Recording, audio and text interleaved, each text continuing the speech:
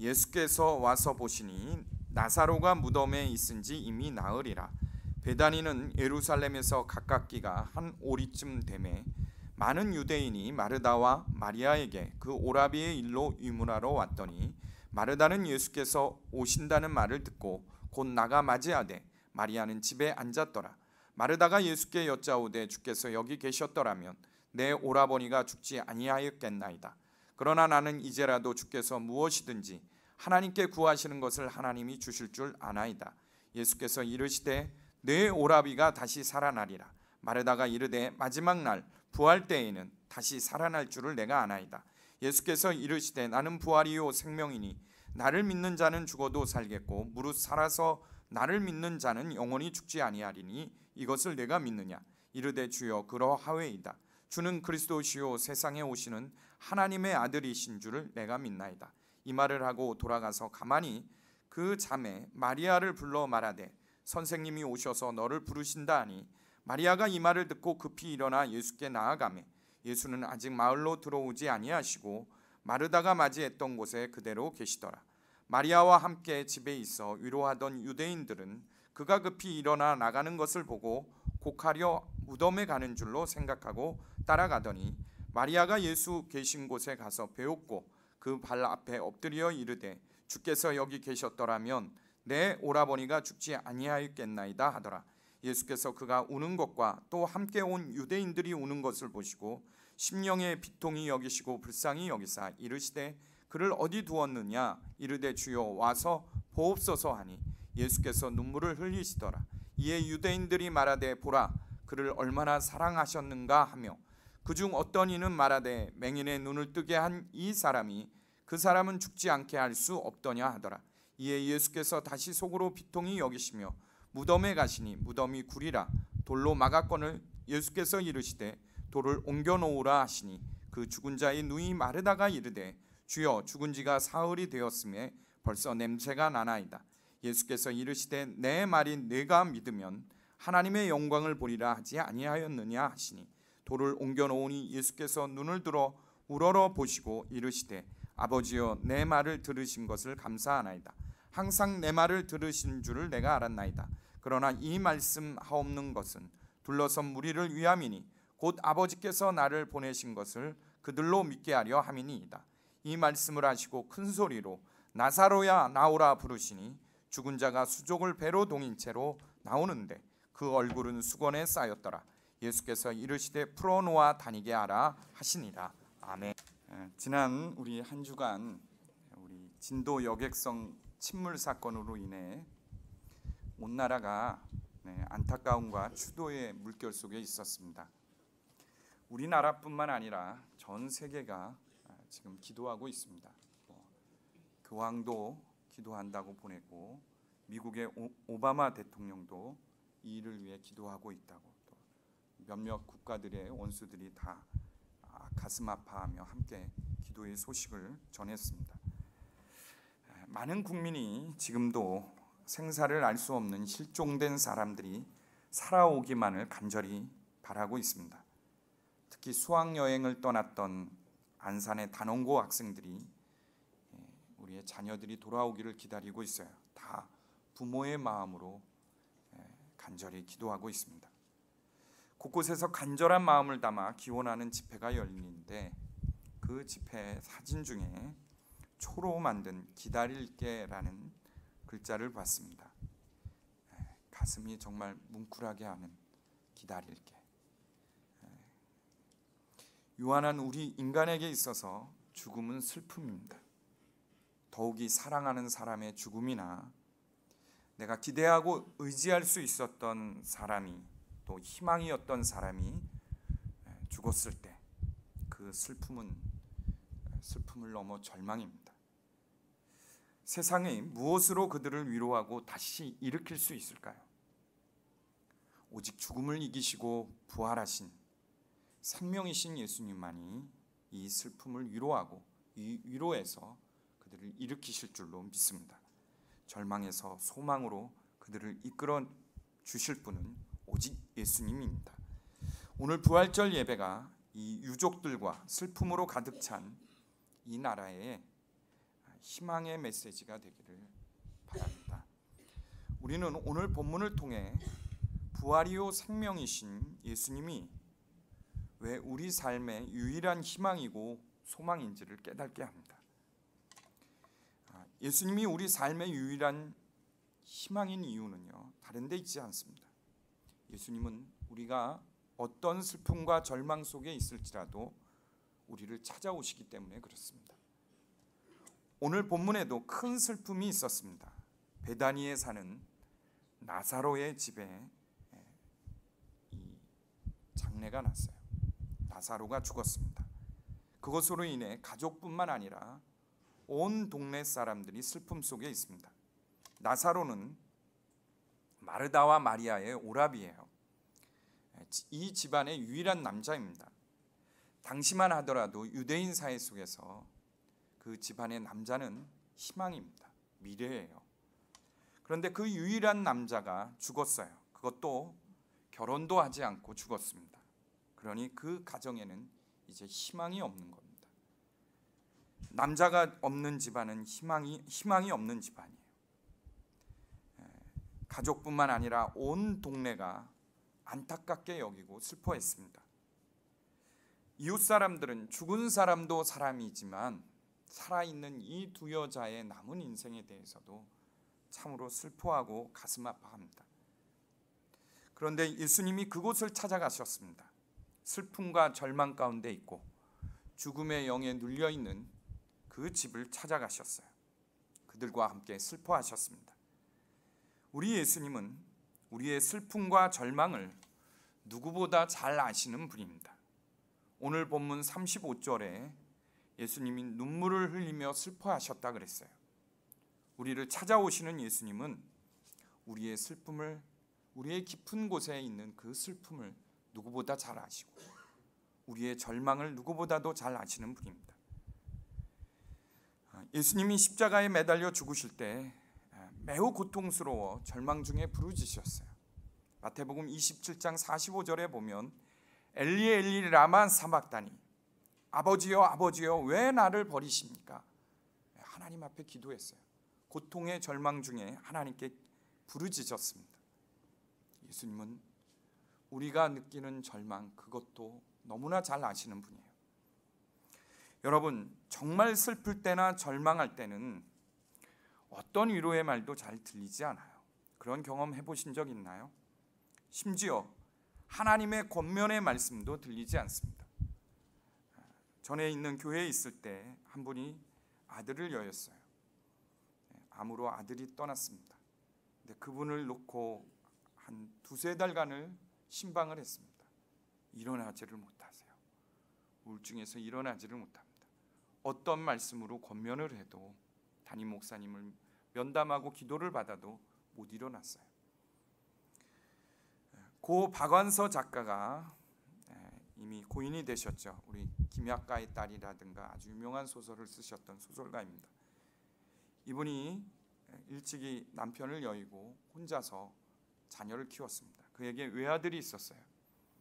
서울대 의대를 다녔고 인턴 과정이 있었습니다. 결혼 날짜를 잡은 아들이었어요.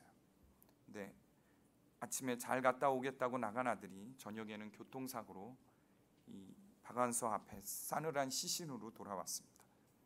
이분이 장례를 치르고 집에 들어와 앉았어요. 이분은 천주교를 다녔던 분입니다. 천주교 십자가는 예수님의 형상이 이렇게 십자가에 못 박힌 그 형상이 있는 십자가 아시죠?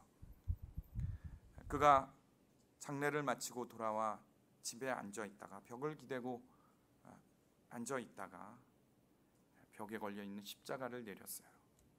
그리고 자기 발로 밟았습니다. 당신이 어떻게 나한테 이렇게 할 수 있냐? 그리고 교회도 나가지 않았습니다. 몇 달 동안 바깥 출입을 안 했어요. 신부님이 찾아와서 권면도 했습니다. 수녀님이 계속 찾아와 말씀으로 권면도 했어요. 아무 이야기가 들리지 않았습니다.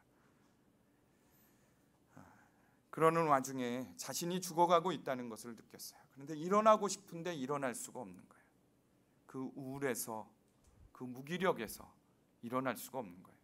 어느 날 수녀님이 오셔서 천주교에서 진행하는 피정회, 우리로 얘기하면 수련회입니다.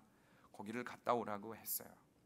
네, 거기에 들어가서 피정을 하는데 거기에 아주 젊고 예쁜 처녀 20 한 후반의 처녀가 같은 조에 있었습니다. 근데 내내 그 기간 동안 그렇게 환하고 그렇게 환한 얼굴로 자기를 늘 친절하게 대했대요. 그런데 어느 날 고백을 하는데 자기가 암 말기라는 거예요. 깜짝 놀랐다고 해요. 그 처녀를 보면서 생각했어요. 저렇게 아름다운 다 키운 처녀를 암 투병 속에 죽어가는 딸을 바라보는 엄마의 마음은 어떨까? 부모의 마음은 어떨까? 그 생각을 하는 순간 하나님 아버지의 마음이 깨달아지더래요. 우리를 위해서 우리의 죄를 씻기기 위해 십자가에서 8시간 동안 예수님이 십자가의 고통 속에 있었는데 그 아들을 지켜보아야만 했던 아버지의 마음, 하나님의 마음을 알겠더래요. 비로소 깨달은 거예요. 하나님이 독생자를 주시기까지 우리를 구원하기 위해 감내하셨던 아버지의 아픔을 그제서 깨달아진 거예요.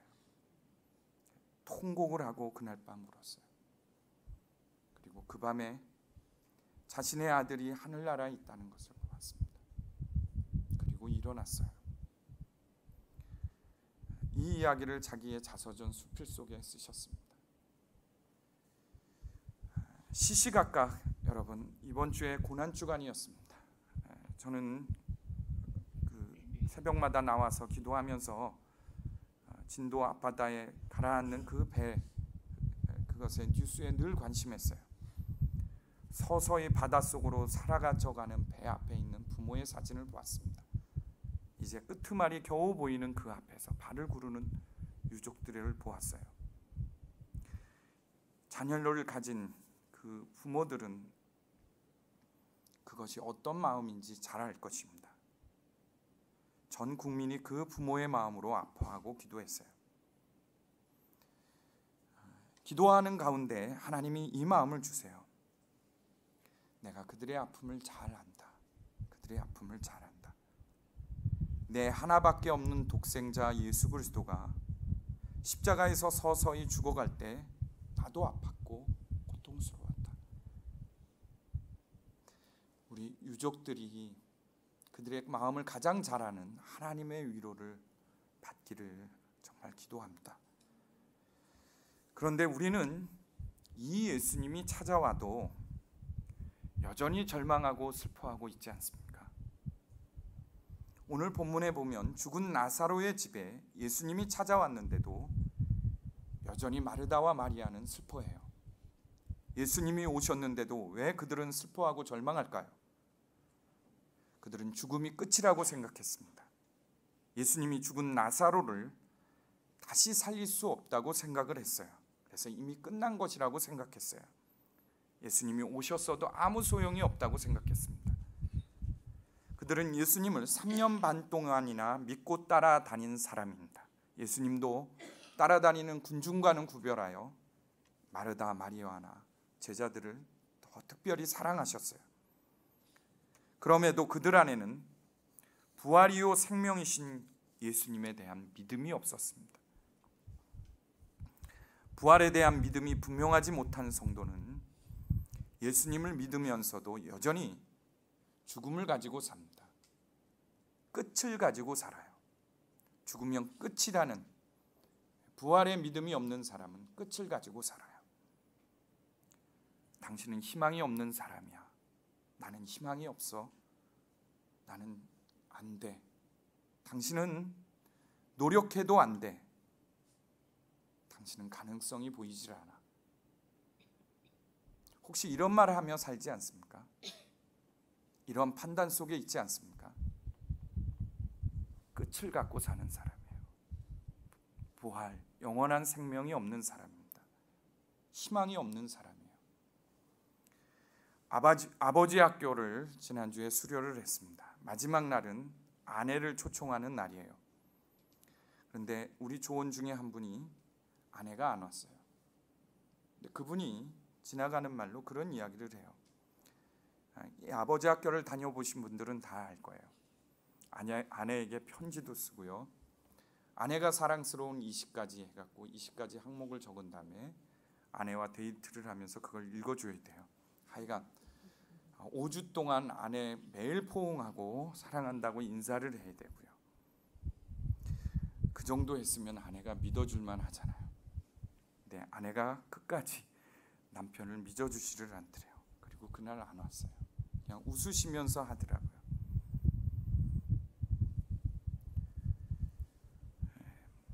오늘 본문에 보면 마르다와 마리아는 예수님을 제대로 알지 못했기 때문에 원망까지 했습니다. 마르다와 마리아는 예수님의 능력을 어떤 병도 고칠 수 있는 사람 정도로 알았어요. 예수님은 어떤 질병인지 다 고쳐. 그러나 죽은 사람을 부활시키는 것, 다시 살리는 것은 못해. 이 죽음의 현장을 다시 일으킬 수 있는 능력이 있는 분은 아니야. 그렇게 생각했어요. 그래서 마르다는 21절 말씀에 보면 예수님을 만나자마자 원망했습니다. 예수님이 여기 계셨더라면 오라버니가 죽지 않았을 것입니다. 왜 예수님 우리가 연락했는데 이렇게 늦게 오셨어요? 예수님이 여기 계셨더라면 죽지 않았을 것입니다. 이렇게 말해요. 그래서 마르다는 예수님을 원망의 말을 하고요. 마리아도 마찬가지입니다. 32절에 보면 예수님을 만나서 똑같은 말을 해요. 예수님이 여기 계셨더라면 오라버니가 죽지 않았을 것입니다. 37절에 보면 조문객들이 예수님이 나타나자 그렇게 말해요. 맹인까지 고쳐주는 사람이 나사로를 고쳐줄 수 없겠느냐? 그가 여기 없었기 때문에 나사로가 죽었다. 이렇게 원망을 합니다. 사실 예수님은 나사로가 죽기 전에 도착할 수 있었습니다. 예수님은 마르다와 마리아가 보낸 사람을 통해 나사로가 지금 아파서 중병에 걸려 있으니 빨리 오라는 전가를 받았어요. 그때 예수님이 달려와 나사로를 고쳐주었다면 나사로는 죽지 않았을 거예요. 그런데 예수님은 전가를 받고도 일부러 지체했어요. 오늘 11장 6절 말씀에 보면 나사로가 병들었다 함을 들으시고 그 계시던 곳에 이틀 더 유하셨다. 이틀을 더 지체하신 거예요. 왜 예수님은 지체했을까요? 왜 예수님은 나사로가 죽어간다 그러는데 빨리 그 베다니로 가서 고쳐주지 않고 다른 동네에서 이틀을 더 머물렀을까요? 예수님은 제자들에게 마르다와 마리아에게 예수님의 제자들뿐만 아니라 마르다와 마리아 거기에 모인 사람들에게 알게 하고 싶은 것이 있었어요. 병을 고쳐주시는 치유자이실 뿐만 아니라 죽음을 살리시고 일으키시는 부활의 예수님이라는 것, 영원한 생명의 예수님이라는 것을 알게 하고 싶었던 거예요. 그래서 지체를 했습니다. 성도 여러분, 때때로 우리 삶 속에서도 예수님이 지체할 때가 있어요. 왜 이렇게 예수님은 지체하는가? 나는 이렇게 슬프고 나는 이렇게 너무나 절망 가운데 있는데, 나는 이런 고통 가운데 있는데 왜 기도해도 예수님은 이렇게 지체하고 계신가? 예수님이 이렇게 지체하는 이유는 우리가 알고 있는 예수님이 아니라 더 위대하고 크신 예수님을 알게 하기 위해서입니다. 예수님은 부활이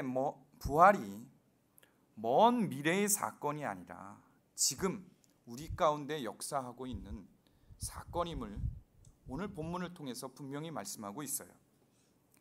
예수님과 제자들은 죽음에 대한 이해가 달랐습니다. 예수님은 나사로의 집으로 출발하면서 제자들에게 자, 우리 이제 친구 나사로가 잠들었으니 내가 그를 깨우러 가는데 가자, 이렇게 하고 이야기를 합니다. 그러자 제자들이 이 말에 주여 잠들었으면 좋겠습니다 라고 대꾸했어요. 예수님은 나사로가 죽은 것을 잠자는 것에 비유했습니다. 예수님에게 있어서 육신의 죽음은 우리가 생각하는 잠자는 것과 같은 거예요. 잠시 영혼이 떠난 겁니다. 육신에서 잠시 영혼이 떠나 있을 뿐이에요. 잠시 후면 부활의 때에 다 신령한 몸을 입고 일어날 것입니다. 그래서 죽은 거는 잠자는 것과 같은 거예요. 그런데 제자들은 예수님의 말씀을 이해하지 못했어요. 예수님은 다시 그들을 이해시키기 위해 나사로가 죽었다, 가자 이렇게 수정해서 말씀해요. 심지어는 도마는 나사로에게 가자라고 예수님이 말씀하시는 것을 갖고 우리도 함께 예수님과 함께 죽으러 가자 이렇게 말했다 그랬어요. 마르다는 예수님이 여기 계셨더라면 죽지 않았을 것입니다 라고 말하면서 22절에 보면 지금이라도 예수님께서 무엇이든지 구하시는 것을 우리 하나님이 주실 줄 믿습니다. 그러니 우리를 위해 기도해 달라고 부탁을 해요. 이 기도 속에는 나사로가 죽었으니 다시 일으켜 달라는 기도를 하라는 뜻이 아닙니다. 그런 믿음이 없어요. 지금 우리는 너무나 슬픔과 절망 속에 있습니다. 오라버니가 죽어서 절망스럽고 이 가정에 이제는 희망이 없습니다. 그러니 하나님께 구하여 우리를 위로해 달라는 거예요. 예수님이 오신 것으로서는 우리가 위로를 받지 못하니 하나님께 구하여 우리를 위로해 달라는 거예요. 그 말에 예수님이 곧바로 이렇게 말해요. 내 오라버니가 살아나리라. 내 오라버니가 살아나리라. 그 말에 마르다가 예수님께 이렇게 말합니다. 네, 마지막 날 부활 때에 다시 살아날 줄을 내가 알고 있습니다. 그러나 먼 미래에 일어날 부활이 아니라 지금 당장 우리에게는 위로가 필요합니다. 이 절망 가운데 일어날 하나님의 위로가 필요한 것이니 부활 말고 하나님께 기도해 달라는 거예요. 그러자 마리아의 이 말에 예수님이 이렇게 대답합니다. 나는 부활이요 생명이니 나를 믿는 자는 죽어도 살겠고 무릇 살아서 죽는 자는 영원히 죽지 아니하리라.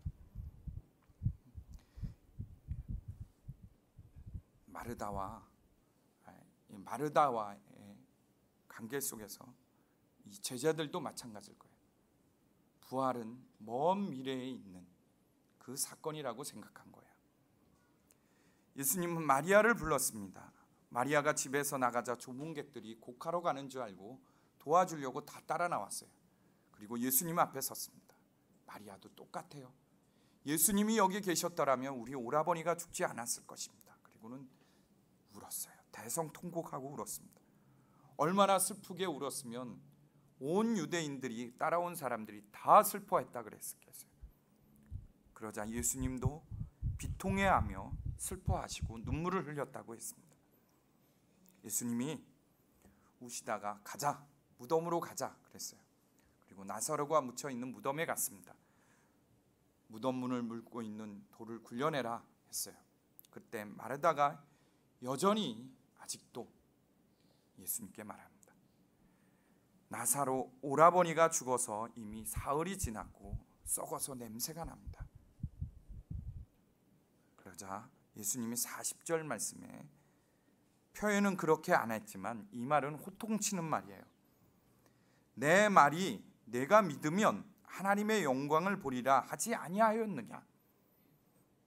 좀 짜증내면서 하신 말씀 같아요. 호통치며 하는 말인 것 같아요. 내가 그렇게 얘기했잖아. 내 말을 믿어. 그러면 하나님의 영광을 볼 것이야. 왜 믿지 못하니? 말리는 마르다에게 그렇게 말했어요. 그리고 열려있는 문을 향해 하나님께 간절히 기도했습니다. 그리고는 무덤을 향해 큰 소리로 나사로야 나오라 이렇게 명령했어요. 그러자 죽었던 나사로가 걸어 나왔습니다. 배를 동이고 있던 그 나사로가 나왔어요. 예수님이 풀어서 돌아다니게 하라. 다니게 하라 이렇게 명했습니다. 부활이 먼 미래의 것이 아니라 지금 현재의 사건임을 예수님이 보여주신 거예요. 우리 이광기 씨를 잘 알 거예요. 탤런트 이광기 씨가 몇 년 전에 아들인 석규 초등학교 다니던 석규가 신종플루 때문에 세상을 떠났습니다. 그것이 바로 2009년이에요. 온 가족이 그 사랑하던 아들 하나밖에 없는 아들이에요.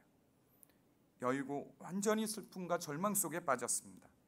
근데 교회를 다니시던 분이에요. 어떻게 하든지 본인도 회복하고 싶었어요. 하나님의 말씀을 그렇게 기도하고 또 기도했습니다. 그리고 얼마 지나지 않아서 2010년 1월에 IT에 지진이 났습니다. 자신의 아들이 그린 그림으로 티셔츠를 만들었어요. 앞에다 그림을 놓고 티셔츠를 만들었습니다. 그리고 수천 벌 티셔츠를 가지고 IT에 가서 구조 활동을 했어요. 그 봉사 활동을 하는 중에 꿈속에서 아들을 생생하게 만나요. 살아있는 아들을 만납니다.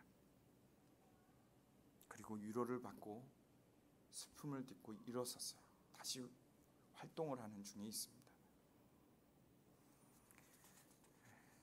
로마서 6장 3절에서 4절 말씀을 보면 부활은 먼 미래에 일어날 사건이 아니라 바로 오늘의 사건임을 분명하게 말씀하고 있어요. 우리가 예수님을 영접하고 세례 받을 때에 예수 그리스도와 하나 되어 십자가에서 죽었어요. 죽었을 뿐만 아니라 부활하신 예수님과 하나 되어 새 생명 가운데 산다고 로마서 6장 3절에서 4절에 분명하게 말씀하고 계십니다. 그럼에도 우리는 부활의 신앙생활로 나아가지를 못합니다. 하나님이 정말 우리에게 주고자 했던 것은 십자가의 죽음 그것이 아니라 새 생명 가운데 사는 거예요. 부활하신 예수님과 하나 되어 사는 것입니다. 고린도전서 15장 19절 말씀에 보면 만약 부활이 없다 하면 우리가 믿는 것은 헛것이요 예수 그리스도를 믿는 우리가 가장 불쌍한 자라고 했습니다. 우리가 부활에 대한 분명한 믿음이 없다면 우리는 가장 불쌍한 자로 사는 거예요. 사도 바울은 빌립보서 3장 10절에서 11절 말씀에서 내가 그리스도와 그 부활의 권능과 그 고난에 참여함을 알려하여 그의 죽으심을 본받아 어떻게 해서든지 부활에 이르려 한다고 했습니다. 어떻게 해서든지 부활에 이르려 한다 그랬어요. 11절 말씀 어떻게 해서든지 죽은 자 가운데서 부활에 이르려 하노니라는 말씀은 바울이 어떤 일이 있든지 어떤 상황이든지요 그거와는 상관없이 언제나 죽음을 이기시고 부활하신 예수님을 바라본다는 거예요. 부활하신 예수님과 내가 하나 되었다는 것을 믿음으로 취한다는 것입니다. 십자가에서 내가 완전히 죽었을 뿐만 아니라 내가 다시 부활하신 예수님과 하나가 되었음을 믿음으로 취한다는 말씀이에요.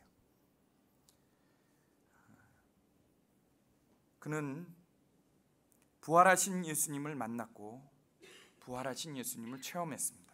그래서 그는 기쁨으로 나는 날마다 죽노라 했어요. 왜? 내가 죽음으로 부활이 있기 때문에 그래요. 그래서 날마다 죽는 것이 기뻤던 것입니다. 바울의 믿음은 부활에 이르려는 믿음이었어요. 이 부활절에 이 바울의 믿음을 여러분들이 꼭 붙잡으시기를 바랍니다. 어찌하든지 죽은 자 가운데서 부활에 이르려 하노니 부활의 권능 가운데 부활의 능력 가운데 서는 여러분 되십시오. 그리고 그 부활의 능력으로 죽어가는 우리 가정을 살리고 죽어가는 사람을 살리십시오. 죽어가는 세상을 구원하십시오. 슬픔이 있고 어둠이 가득 찬 곳에 부활의 권능으로 서 있는 나를 통해 내 안에 계신 부활하신 예수님을 통해 다시 살리는 역사를 주실 줄로 믿습니다. 함께 기도합시다. 하나님, 오늘 말씀을 주의 음성으로 듣습니다. 이미 예수님이 내 안에 와 계신데도 내가 예수님을 그저 마르다와 마리아처럼 병을 고쳐주시는 분 정도밖에 알지 못하기 때문에 부활의 능력, 부활의 권능의 삶을 살지 못했습니다.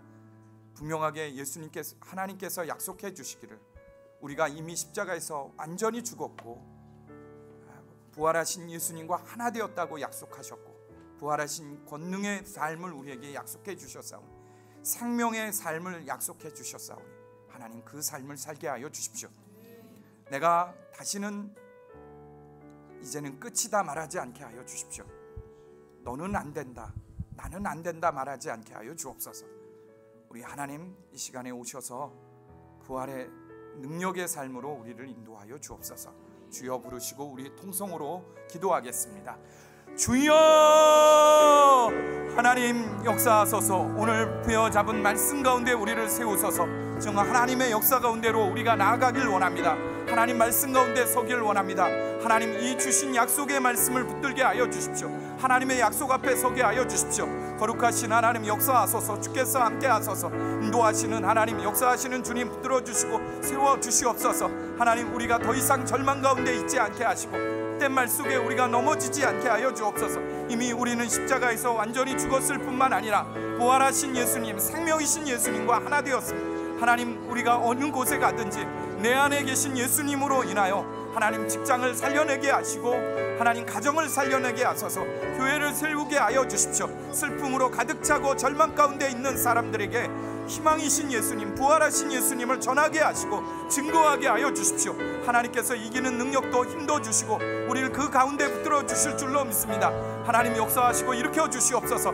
이 부활절 예배를 통해 하나님 영광을 받으소서. 주님 영광을 받으시옵소서. 주여 감사합니다. 하나님 부활의 생명의 역사 주실 줄로 믿습니다. 예수 그리스도의 이름으로 기도합니다.